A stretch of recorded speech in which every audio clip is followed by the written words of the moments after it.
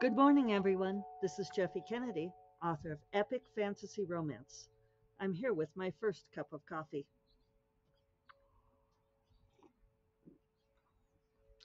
Delicious. Today is Monday, July 17th, and I'm a little frazzled today for no good reason. Running behind. Um, we decided not to go on our road trip, so I am here all week um, in the non comedian sense. Uh, but I had scheduled to have my nails done at noon today, very important things, before the trip, or we were going to leave this afternoon. Um, so I wanted to start writing by 8 so I could get all of my words in before I went for my manicure. And not only that, I'm like not even going to get started by 9 because I'm just now getting to the podcast. It's been a busy morning. I have a couple of big birthday shout outs. Two of my best friends were born on this very day. I think it's interesting that they share this birthday. The fantabulous Grace Draven. We are celebrating her continued existence upon this earth. Hooray. And also Kelly Robson, also celebrating her continued existence, though hers was less in question. So happy birthday, Grace and Kelly. I have been messaging with both of them this morning. So, and should get to talk to Grace this evening, so that'll be lovely. A little bit of a scare. My stepdad went into the hospital last night with stomach pains. We're waiting to find out if he's going to be okay. So I've been messaging with my mom this morning, and uh, and then if you follow me, then you know that last week I was in Tucson all week. Came back Friday afternoon. My mom's medical procedure went great, so she's doing really well. It's always something, right? So I did get writing done while I was in Tucson. I did go off every morning and wrote at the Starbucks for several hours on a couple of different occasions. And so that was great. It's nice to be, um, there on Pacific time because Arizona doesn't do daylight savings. So I would wake up early and just go right to get to work. So Onira is almost done. It's at over 80,000 words. I bit the bullet and sent what I have so far to Assistant Corrine. We'll hear what she has to say about it. I'm oddly nervous about showing this book to anybody. Um, and she hasn't said anything yet. She may not have started reading it yet, to be fair. So anyway, I think I will have it done in the next couple of days and revised. Um, I would love to have it revised by the end of the week. I have it scheduled to have it done by the end of next week. So, but yeah, I stayed on track. I didn't get 3,000 words a day, but I did do quite well. Let's see. I think we can see what I got.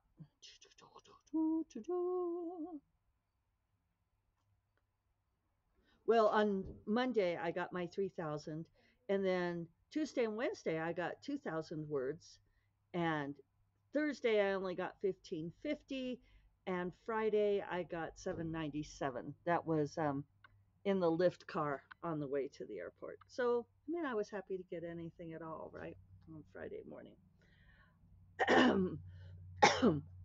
And Thursday I'm not sure why I slowed down so much. Trying to find a less dappled spot. If you're on video, this is what I get for being behind. The sun comes through the grape leaves and makes me look like some sort of weird forest creature, which, to be fair, maybe I am. So, so yeah, I'm not. My feelings are not hurt to have this extra time to get this book finished. Then I'm going to turn around and start working on Twisted Magic. I believe is my plan. Um, and I will be able to set up a pre-order date for that soon. Uh, I would love to have it out in September. I don't think that's going to happen. I don't see it. Actually, I was sort of looking at ways I could try to get it out by the end of September, and it would just be so super tight. So I think I will, once I get a better sense of things, I will set an October release date. Onira, I've got to decide what I'm going to do. There's a chance I'm just going to self-publish it and put it out in August and see what you all think. I don't know why I'm so nervous about this book. Um, but I'm also going to show it to Agent Sarah to see what she thinks. Uh, but I'm going to ask her how fast she can turn around reading it. Uh, because because I do want to release it in August if she can. Sorry, I'm not being articulate this morning. My thoughts are scattered, just for no good reason. Um, so yeah, this is what I want because Sarah, she has a reading queue. She has other clients I know besides me. But she's going to, if she wants to read it, I need her to read it and tell me if it's a go or no go, for her to take on traditional submission. And if she wants, if she's going to say no go, I want to know soon enough that I can publish it in August. So maybe that makes sense. Um, and then I have to figure out sort of how to market it and all of that.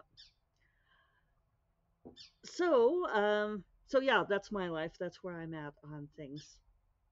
Uh, I'm still not quite sure how Onira is going to end, with like 6,000 words to go. I think I know. It'll be interesting to see. So anyway, it won't be a big deal today. I'll get my words in before I go get my nails done, and then I'll just come back and get words after as well. I just don't like doing it that way. So I did make some notes on things to talk about. Um, one of them is that I promised to share. Uh, the in a few weeks, surprisingly quite soon now, I am going to be in Portland at the Willamette Writers Conference, and I'm going to be teaching a master class on world building all day on Friday, August 4th. So I will share the graphic for that. I'm really having a hard time with my dappling here. Maybe I'll risk a pause. There, that's better.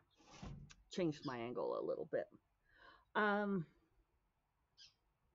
yeah, so teaching a master class on world building. You could still register for Willamette Writers Conference. It looks like it's a great conference, lots of great people there. I'm teaching that master class. Sign up. It should be really fun. And I'll share the graphic on that. I think I said that. And I'll also share the link in the show notes if I remember to do that. Other things I wanted to talk about today. Um,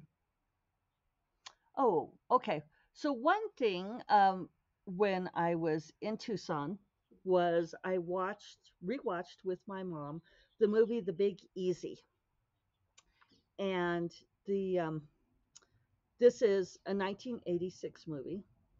We both loved it back in the day. It's streaming for free on Amazon Prime.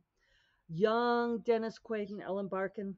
John Goodman is in it too, interestingly enough. Uh, so, really great movie about uh, a murder mystery, a love affair, police corruption in New Orleans. Uh, my mom commented as we were watching it that she didn't remember how sexy the movie was. It has great sex scenes because Ellen Barkin and Dennis Quaid embark on this love affair. And it was, I've read several things about how movies have fewer sex scenes in them now. That's largely part of various crusades to, you know, have only violence in our movies and not lovemaking.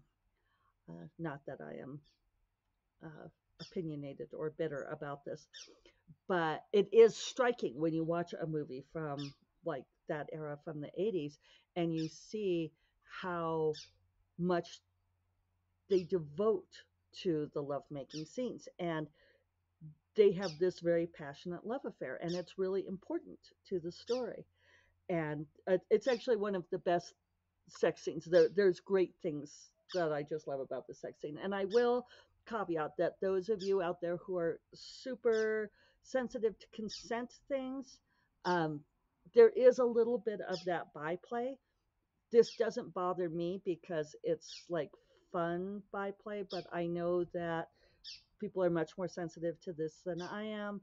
What can I say? I know I'm totally Gen X and permissive about this, but there is a moment where she says stop that, and he says stop what, this or this, and it's a wonderful sexy moment to me. I could see that maybe it wouldn't be if people feel like he should have listened to the stop that. That said, fabulous sex scene, fabulous love affair, and what's really great about this movie, the New Orleans ambiance is fantastic. I love all the set pieces. It's a great story. Um, just really well put together movie.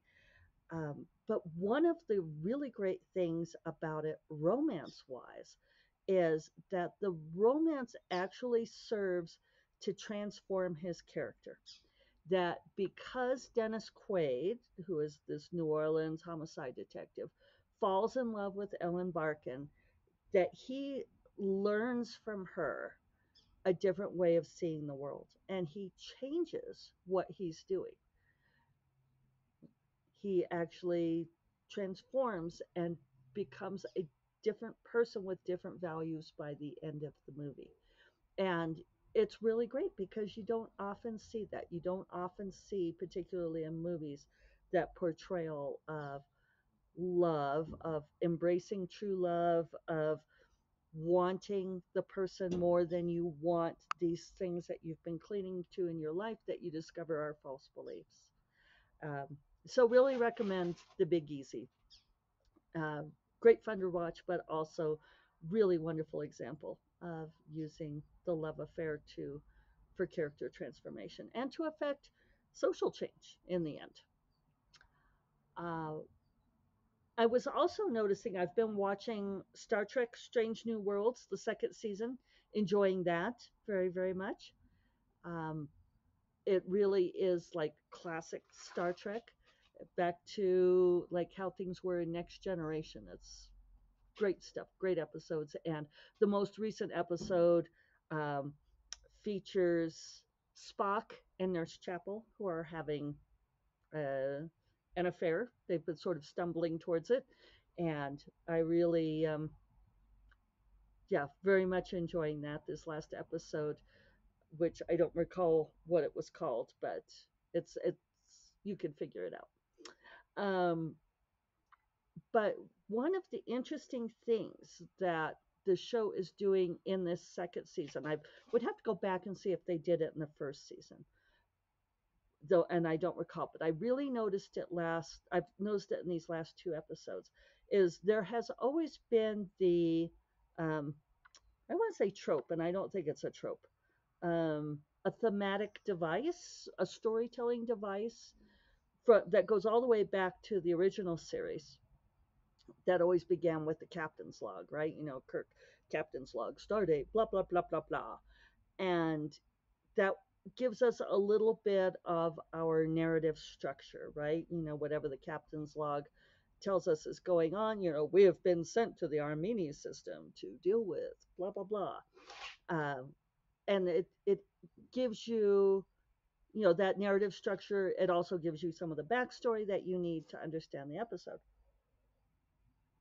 It's a device. Maybe what I want to say is just a plain device, storytelling device. One thing that new Strange New Worlds is doing is that they are changing up whose log it is. And the Star Trek purists, Jim Sorensen, could probably tell me. I know he recently did a rewatch of all of Next Generation with his 10-year-old son, which I think sounds, it was charming and delightful from the way he was talking about it, explaining things to his son. of what is now a fairly old show, right? Uh, but so I don't recall if they rotated it around, but I really noticed these last couple episodes in Strange New Worlds.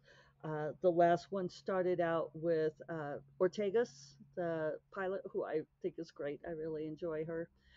Um, her log, and then this one started out with Nurse Chapel's log, and it's an interesting way of playing with point of view, that they are bringing in these other points of view from the various people's logs, of not just giving us the backstory and some insight into the narrative structure of the episode, but also insight into those characters and informing us of which characters are going to have a stake in this episode.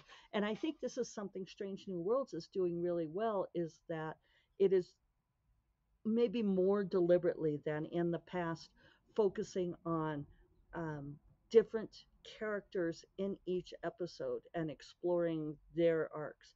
And I think previous series have done that to some extent, but this feel and I did fall off of intermediate series. So, this is the first one I've really come back to and followed closely.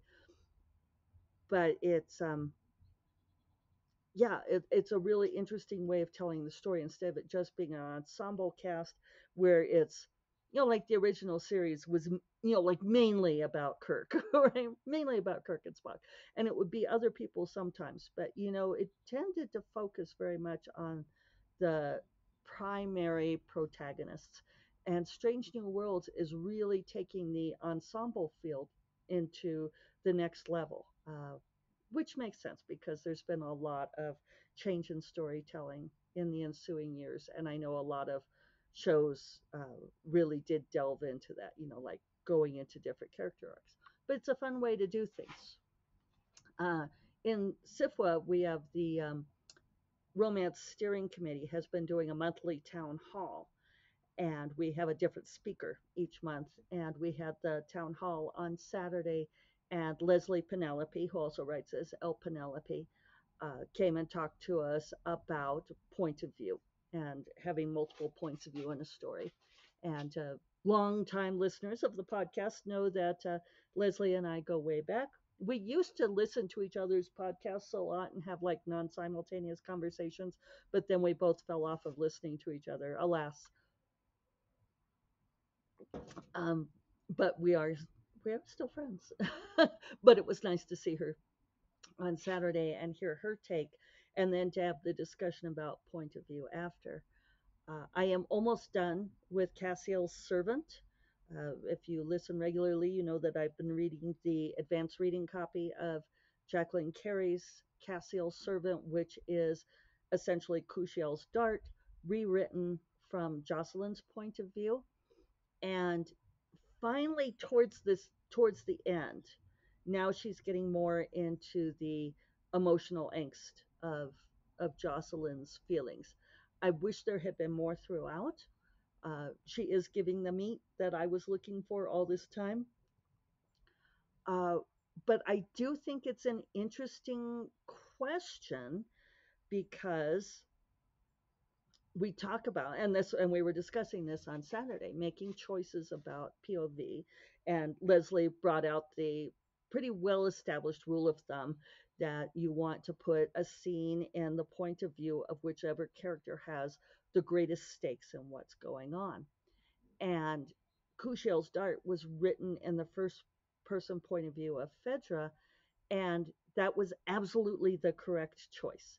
That was her story. It needed to be told from her point of view. I'm not sure that Jocelyn's point of view is as powerful.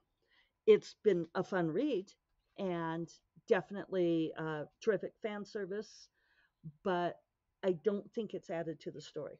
Now, I'm going to send this book to Assistant Corrine, who has not read any of the Kushiel series, and we will see what her take is on reading the book from that point of view.